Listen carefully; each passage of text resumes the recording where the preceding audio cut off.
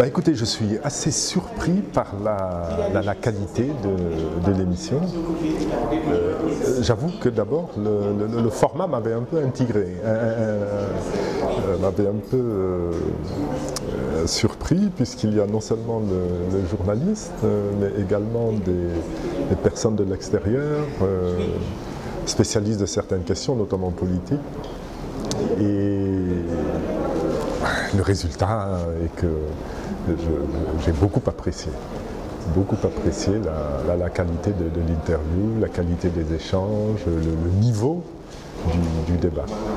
Bon, j'ai profité de certaines questions pour faire passer des messages importants pour moi, mais en rapport avec la question posée, mais peut-être pas toujours, ne correspondant pas toujours exactement à la question telle qu'elle était venue. Je crois qu'on aurait peut-être pu me demander pourquoi je mettais en doute pourquoi il y avait absence de confiance à l'égard du Conseil constitutionnel ayant pu justifier l'absence de recours. Parce que souvent on présente le recours comme la seule preuve de contestation, et l'absence de recours vaut acceptation, alors que ce n'est pas le cas. Si vous n'avez pas confiance en l'institution qui doit recevoir votre recours, vous préférez ne pas perdre du temps et de l'argent d'ailleurs, parce qu'il faut des avocats pour préparer tout ça. Et je vais vous dire, je vais prendre des cas simples, parce que souvent c'est un peu complexe, mais nous avons écrit 3 courriers au Conseil constitutionnel dans le cadre du traitement du parrainage. Ces courriers sont restés sans réponse. Je vais en prendre un. Lisons le contenu je crois que c'était le dernier des courriers. Je constate à ce moment-là que la fiche électronique de parrainage ne respecte pas l'arrêté ministériel qui doit permettre de la renseigner, parce que on ne peut porter sur cette fiche le nom, prénom, tous les éléments relatifs à celui qu'on appelle le collecteur de parrainage. C'est quand même un élément important puisqu'il est prévu par l'arrêté ministériel et il est prévu par la loi électorale. Je n'ai pas eu de réponse. Lorsque nous avons déposé nos fichiers électroniques de parrainage, le président du Conseil constitutionnel a tout de suite rejeté toutes les saisies de l'étranger nous concernant parce qu'on avait oublié de mettre le numéro d'ordre, c'est-à-dire le numéro de la ligne du parrain. Tout de suite, il dit, bon, on n'en tient pas compte. Mais c'est extrêmement grave. C'est-à-dire que vous acceptez que la loi ne soit pas respectée sur un élément particulièrement important, avec même des conséquences pénales possibles pour certains collecteurs. Et parce qu'il y a un détail qui manque et qui peut être, je suppose que vous connaissez les feuilles Excel, lui ne connaît pas, c'est vrai, mais en 30 secondes, en clic, vous mettez un numéro d'ordre, eh bien, il a préféré éliminer tous les parrains que nous avons produits sur cette feuille. Ça veut dire qu'il était dans une logique consistant à rechercher les moyens de nous éliminer. On ne peut pas trouver une autre... Alors, quand vous avez en face de vous une institution pareille, avec en plus, j'aime le citer, un considérant 10 dans sa décision numéro 2 2019, qui ne correspond pas à la vérité, parce qu'ils ont dit qu'ils ont vérifié les fiches de signature papier, ce qui est archi faux.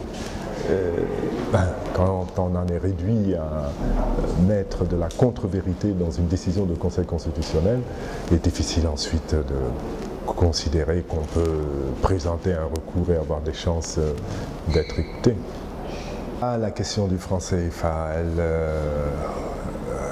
elle est source de gros débats et malheureusement de débats parfois trop passionnés.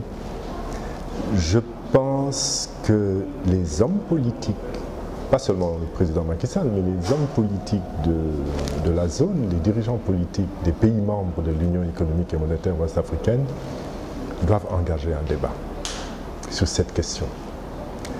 Il y a, à mon avis, deux choses importantes. La première, c'est expliquer ce qu'est le franc CFA. Parce que malheureusement, peu de personnes... L'autre jour, je suivais un débat à la télévision, il y avait un Français qui parlait, je crois que c'était France 24 ou quelque chose comme ça. Et puis, il dit, on ne voit pas dans le compte de la Banque de France le solde du compte d'opération, pour lui c'était suspect. Mais non, le compte d'opération, il est tenu dans les livres du Trésor français. Donc, il y a de l'explication à donner. Il faut que la Banque centrale communique et explique. Il y a dans le franc CFA des zones de réforme importantes, indispensables. Et il y en a qui sont devenues importantes parce que simplement ça crée du débat. Et on ne peut pas ne pas en tenir compte. Sur la dénomination, sur la parité fixe ou pas, ça c'est un peu plus technique, sur la place de la représentation accordée à la représentation de la France dans les organes comme le conseil d'administration. Donc vraiment, je pense que les dirigeants politiques de l'UEMOA doivent réfléchir à une réforme du franc CFA. Oh, à mon avis, ça peut aller assez vite. Parce que vous savez, moi je suis, à l'origine, je suis fonctionnaire de la Banque centrale. On l'oublie souvent parce qu'on voit les casquettes de banquiers privés. Mais je suis fonctionnaire de la Banque centrale et d'ailleurs, j'ai été dans les banques mis en mission et en détachement auprès du gouvernement du Sénégal. Mais la Banque centrale a une capacité de réflexion et d'anticipation qui est remarquable. Ça veut dire qu'aujourd'hui, toutes ces questions-là ont fait l'objet de production, de notes, etc., etc. Donc les réformes peuvent aller très très vite à mon avis. Alors concernant la femme sénégalaise, parce que c'est véritablement elle qui m'intéresse le plus. Et vous vous rappeliez tout à l'heure mes qualités, mes compétences d'économiste. Je suis convaincu que le développement économique du Sénégal doit d'abord reposer sur la femme, devenant agent économique, agent de production économique. Et vous savez, cela... même dans l'activité de notre petit parti, qui n'a pas beaucoup de moyens, on en tient compte. Au moment où je vous parle, on a formé plus de 4000 femmes à la production du savon, la production d'eau de Javel, la production de vinaigre. On les a formées aussi à la présentation de petits projets, à la gestion de caisses aux 3 clés, on appelle ça notre Italie. Parce que ce que j'ai remarqué à l'occasion de mes tournées politiques, c'est que ce sont les femmes qui se préoccupent le plus du fonctionnement de l'unité économique de base qui est constituée par la famille. Et elles ont souvent aussi un souci plus élevé de tenir leurs engagements, notamment les engagements financiers, lorsqu'elles empruntent et qu'elles doivent rembourser. Enfin, il faut quand même reconnaître que la pauvreté sévit au Sénégal, la famine est même présente dans certains départements, bientôt 60 années d'indépendance, un progrès difficilement perceptible en certains endroits de notre pays, mais ça c'est un échec.